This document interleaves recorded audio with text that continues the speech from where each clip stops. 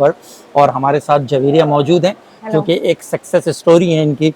इनका माशाल्लाह से एडमिशन वहाँ का क्वालिफाई कर गई, उसके बाद इन्होंने वीज़ा अप्लाई किया और वीज़ा भी इनको ग्रांट हो गया। और ख़ास तौर पे लड़कियों के हवाले से, जो लड़कियाँ मेरी बहनें जो ट्रैवल करना चाहती हैं स्टडी पर्पज़ के लिए, और उनके स्पाउस या उनके फैमिली मेम्बर्स जहनों में कई किस्म के डाउट्स हैं, और इस प्रोसेस को लेके और वहाँ तक एक लड़की का मूव करना। तो अच्छी चीज़ आपने शेयर की कि आपने वहीं पे एजुकेशन और वहीं पे आपकी सारी एज अ प्रैक्टिकल अप्रोच, आपकी सारी ट्रेनिंग है, और फिर वहीं पे आप जॉब अकोमोडेट कर लें वहीं की इंडस्ट्री में, तो इससे बेहतर क्या बात हो सकती है।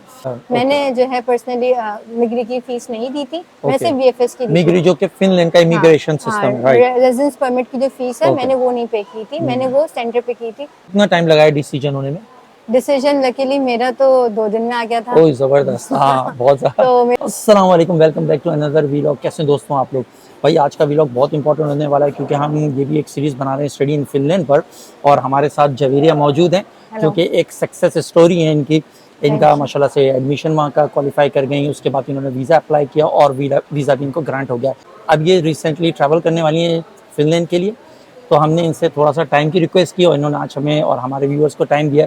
तो देखें आज के व्लॉग में हम जो कवर करेंगे वो सारे सवाल जो कि आप मुझसे स्टडी इन फिनलैंड की जो जितनी सीरीज़ थी उन कमेंट्स में जो पूछते रहे हैं, और ख़ास तौर पे लड़कियों के हवाले से, जो लड़कियां मेरी बहनें जो ट्रैवल करना चाहती हैं स्टडी पर्पज़ के लिए, और उनके स्पाउस या उनके फैमिली मेम्बर्स जहनों में कई किस्म के डाउट्स हैं, और इस प्रोसेस को लेके और वहाँ तक एक लड़की का मूव करना इस व्लॉग में हम डिस्कस करेंगे। और जवेरिया के सामने मैं बहुत से आप ही लोगों के क्वेश्चन रखूँगा, तो इनसे इनकी ये सक्सेस स्टोरी सुनते हैं। मैं कम बोलूँगा और कोशिश ये करेंगे कि जवेरिया ही ज़्यादा चीज़ों के बारे में हमें गाइड करें और अपना एक्सपीरियंस स्पेशली शेयर करें।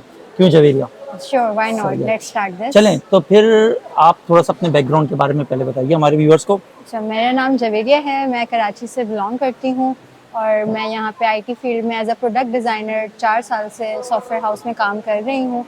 ये बताइए कि आपने फिनलैंड को ही क्यों चूज़ किया और किस तरह ये प्लान हुआ, आइडिया कैसे मिला आपको? फिनलैंड हैप्पीस्ट कंट्री भी है और मुझे यहाँ पे फ्री एजुकेशन ऑफर हो रही थी, और जो कोर्स है वो काफ़ी इंटरेस्टिंग है, मुझे मेरी हॉबी से रिलेट करता है, मुझे कुकिंग का शौक है। तो मैंने शेफ़ कोर्स में वामिया में अप्लाई किया। Right, okay. तो आपने उसका जो कोर्स का कंटेंट है वो सारा जी, अकॉर्डिंग टू इंटरेस्ट है? अकॉर्डिंग टू माई इंटरेस्ट है, और वहाँ पे मुझे जो जितना मुझे नॉलेज है कि स्पोर्ट्स वगैरह भी होता है, मतलब सिर्फ किचन की हद तक नहीं है, इसके अलावा भी एक्टिविटीज़ होती हैं, लैंग्वेजेस भी वो आपको सिखाते हैं, फिनिश भी और स्वीडिश भी। तो मुझे ऐसा लगा कि ये अच्छा है, इसको परस्यू किया जा सकता है। थ्योरेटिकल प्रैक्टिकल सारी अप्रोच है एजुकेशन की। प्रैक्टिकल भी और थ्योरेटिकल भी, और फिर थर्ड ईयर में वो आपको किचन में असाइन भी करते हैं। अगर आपका काम अच्छा होता है तो फिर वो रेस्टोरेंट आपको कंटिन्यू भी कर लेता है, तो आपने जो सीखा आप उसे अप्लाई भी करते हैं फिर। So it's more like a fun. हाँ, it's more like a fun. Okay, I think 3 years की एजुकेशन है। Yep, 3 years की एजुकेशन है, 2 years जो है वो आपको स्किल्स सारी सिखाएंगे, और थर्ड ईयर जो होगा वो आपका सारा असाइन कर दिया जाएगा आपको रेस्टोरेंट्स में। अगर आप उसे 3 years में अगर आपका काम अच्छा होता है तो just like I said before, आपका काम अच्छा होता है तो आप फिर वो आपको एज अ जॉब वो रख लेते हैं। तो इट्स लाइक कि आप बस सीखें और बस वहीं से आपकी जॉब भी लग गई। चलें, ये तो बहुत अच्छी चीज़ आपने शेयर की कि आपने वहीं पे एजुकेशन और वहीं पे आपकी सारी एज अ प्रैक्टिकल अप्रोच, आपकी सारी ट्रेनिंग है, और फिर वहीं पे आप जॉब अकोमोडेट कर लें वहीं की इंडस्ट्री में, तो इससे बेहतर क्या बात हो सकती है। ज़बरदस्त हो गया। तो फिर ये वामिया के बारे में आप क्या समझती हैं, जो इन्फॉर्मेशन है, क्योंकि हमारे बहुत से व्यूअर्स को थोड़ी सी इसमें क्लियर करने के लिए हम बात करेंगे कि जो इन्फॉर्मेशन वहाँ एडमिशन प्रोसेस और किस तरह सिलेक्शन करनी है, और वो जो पूरा प्रोसेस है थोड़ा सा आप बताएंगे कि आपको कैसा लगा, वो इजीएस्ट था? यस, आई फाउंड वामिया वेरी इजी। उसका प्रोसेस सारा उनकी वेबसाइट पे लिखा हुआ है, लिंक मेंशन कर देंगे और आप उसकी वेबसाइट पे जाएं। बहुत ही इजी उनकी वेबसाइट है, थोड़े से डॉक्यूमेंट्स आपको चाहिए होते हैं उनके, जस्ट योर एजुकेशनल डॉक्यूमेंट्स, और डुओलिंगो वहाँ पे एक्सेप्ट होता है। डुओलिंगो टेस्ट जो इंग्लिश प्रोफिशिएंसी के लिए, डुओलिंगो टेस्ट भी मैं मेंशन करती चलूँ तो बहुत इजी है, आप अपने घर से बैठ के आप दे सकते हैं with in your comfort of your home, और 48 आवर्स में आपको उसका रिजल्ट भी आ जाएंगे।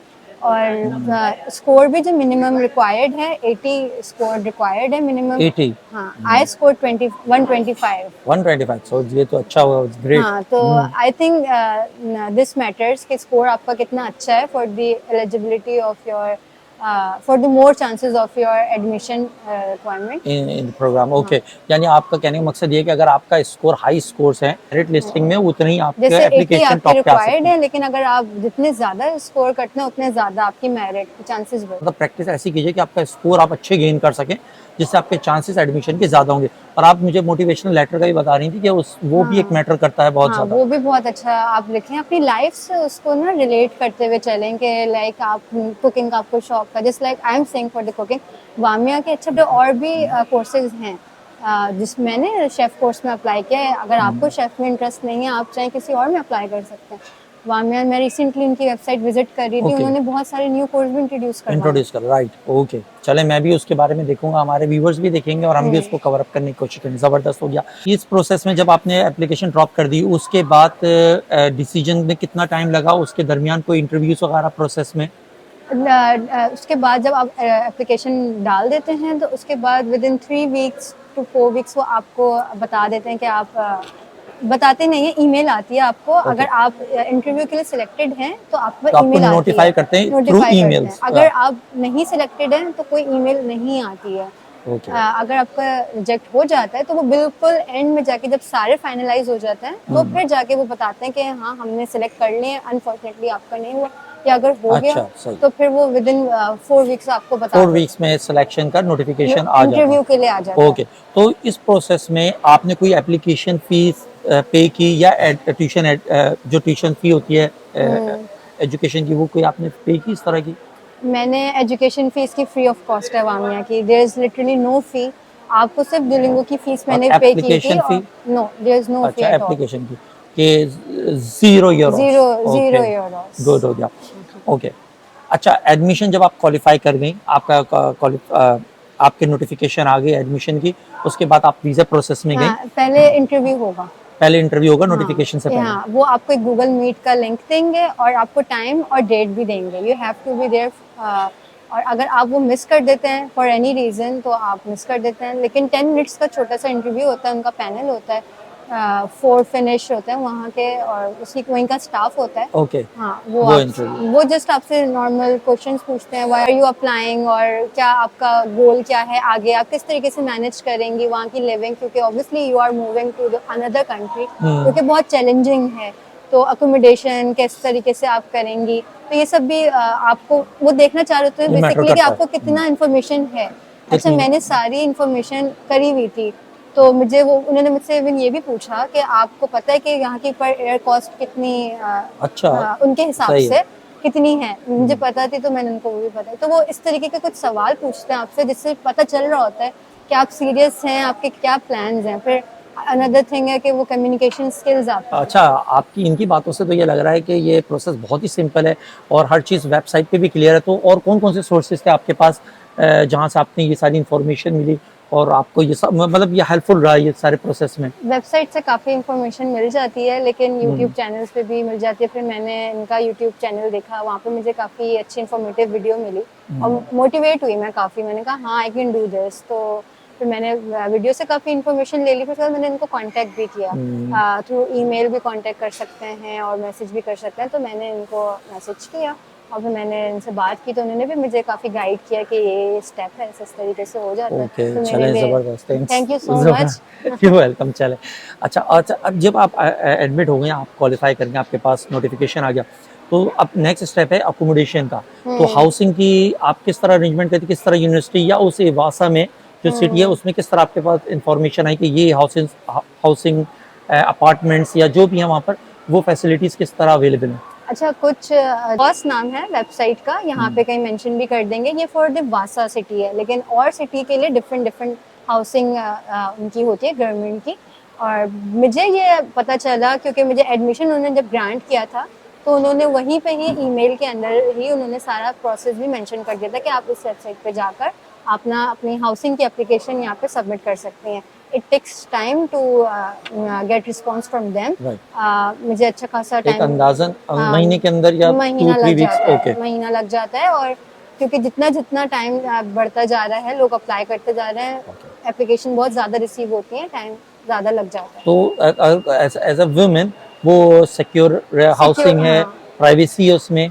अच्छा, मैं अपना बता दूं कि मेरा जो है वो शेयर्ड अपार्टमेंट है। उसमें 3 रूम्स हैं, सबके सेपरेट अपने, और हमारे पास अपनी कीज़ हैं, और कोई उसके अंदर आना अलाउ नहीं है। शेयर्ड किचन और शेयर्ड बाथरूम शेयर्ड है, इसके अलावा और कुछ भी शेयर्ड नहीं है। और ये है कि आपका बहुत ही मुझे चीप भी लगा, 237 यूरोस ओके रेंट है, और पर मंथ। 200 डिपॉजिट है, वो आपने पहले ही सबमिट करवाना है। अच्छा, पहले ही पे करना है, और उसमें ये होगा आई थिंक वो जब आपका कॉन्ट्रैक्ट खत्म होगा तो वो आपको रिटर्न हो जाएंगे 200 yes Euros, yes for depending कि अगर आप उनको अगर सेम कंडीशन में हाँ अपार्टमेंट जी, वापस ऐसे करते ही हैं। है। सही हो गया, तो हाउसिंग वगैरह बुक हो गई, ये सब अभी। इसके बाद अब आप जाते हैं वीज़ा प्रोसेस के लिए। हम्म। तो आपने फिनलैंड का वीज़ा किस तरह अप्लाई किया, क्या क्या सोर्सेस था, ऑनलाइन था या जाना पहले पड़ा था फर्स्ट स्टेप में? ऑनलाइन तो आपका वीएफएस के थ्रू आप जो है अपॉइंटमेंट बुक करते हैं पहले। वीएफएस की फ़ीस आपने देना मैंडेटरी है, दिरहम में उसकी फ़ीस है 302 दिरहम, 302 दिरहम उसकी फ़ीस है, और आपने वो देना। आप अगर चाहें तो आप एम्बेसी की फ़ीस भी, मिगरी की फ़ीस भी आप दे सकते हैं। आरपी की फ़ीस होती है वो 350 यूरोस, तो आप वो भी दे सकते हैं आप। लेकिन अगर चाहें तो आप वो सेंटर पे भी पे कर सकते हैं, जो वीएफएस का सेंटर है। मैंने जो है पर्सनली मिगरी की फीस नहीं दी थी, मैं सिर्फ वीएफएस की दी मिगरी थी। जो कि फिनलैंड का हाँ इमिग्रेशन हाँ, सिस्टम, राइट? रेजिडेंस परमिट की जो फीस है ओके, मैंने वो नहीं पे की थी, मैंने वो सेंटर पे की थी, और फिर वो आपको वहाँ दिरहम में पे करनी पड़ेगी। राइट। और और कार्ड से पे कर सकते हैं या कैश? मैंने कैश से की थी, so okay, I have card no से भी आइडिया आई अबाउट, थिंक, अच्छा आपको आई आइडिया हैव नो नहीं, आइडिया सही है, अबाउट इन्होंने कार्ड। कैश से कर दी थी, राइट। तो वो कितना टाइम लगा है डिसीजन होने में? डिसीजन लकीली मेरा तो 2 दिन में आ गया था। ओह जबरदस्त, हाँ बहुत ज्यादा। तो मेरा ओके यूजुअली होता नहीं है। ओके यूजुअली एवरेज टाइम, मिगरी कोई टाइम नहीं देती आपको। ओके। वो कोई टाइम प्रोवाइड नहीं करती कि कितने टाइम में डिसीजन लेकिन है। एक एवरेज टाइम, हमारा एवरेज टाइम हम लोग को जो अंदाजा है कि वो 1 महीने तक में आ एक जाता है। महीने तक डिसीजन वो कर देते हैं। 4 वीक्स, विद इन 4 वीक्स तक आ जाता है। अच्छा चलें, सही है। आप आपका और कार्ड कहाँ डिलीवर करते हैं? आपको जाना पड़ता है अबू धाबी कलेक्शन के लिए, वीजा कार्ड जो होता है आपका, नहीं नहीं, परमिट या रेसिडेंस वो परमिट, या आप हमें घर पे ही रिसीव घर हुआ पे था। डिलीवर? आपको बस करेक्ट एड्रेस डालना है बस, तो वो आपसे चार्जेस ले लेते हैं उसके डिलीवरी के, उसी में। कोरियर के? हाँ, आरपी के उसमें ही ऐड कर लेते हैं। वो पूछ लेते हैं आपसे कि आप रिसीव करेंगे या फिर हम डिलीवर कर दें, तो इट्स बेटर कि आप चलो, अपने होम कंट्री चले जाएं। हाँ इट्स क्वाइट इजीली। अब आप जब ट्रैवल कर रही हैं तो यहाँ से कौन से कैरियर्स हैं जो फ्लाइट्स लेके यहाँ से जाती हैं, फ्लाइट्स कौन सी एयरलाइंस हैं, या किस तरह कनेक्शन होता है, और आप किस तरह वहाँ पे मूव करेंगी? बहुत सारी फ्लाइट्स हैं यहाँ पे। I will mention some few airlines. Qatar है, टर्किश है, और यहाँ पे पेगासस भी है for the cheap airline. Students कुछ लोग नहीं कर पाते हैं, तो आई वुड सजेस्ट कि पेगासस भी आप एक्सप्लोर कर सकते हैं। बट मैं वैसे कतर से जा रही हूँ, मुझे अच्छी ऑफर मिल गई थी। कतर से मेरी जर्नी होगी कि Karachi to Doha stop layover, then Doha to Helsinki, और फिर वहाँ से मैं बाय ट्रेन वासा जाऊँगी। बट आप चाहें तो डायरेक्ट वासा भी हेलसिंकी, देन हेलसिंकी से कनेक्टिंग फ्लाइट टू वासा, मतलब बाय एयर भी आप पूरी जर्नी अपनी कर सकते हैं। ओके, जैसे कि जवेरिया कर रही हैं यहाँ पे, कराची से हेलसिंकी जाएंगी। अब वो बीच में कनेक्शन है क्योंकि कतर है, तो दोहा पे हेलसिंकी डायरेक्ट इमिग्रेशन करके वहाँ एंटर हो जाएंगी। उसके बाद ये वहाँ लोकल डोमेस्टिक ट्रेन लेके वासा जाना चाहती हैं।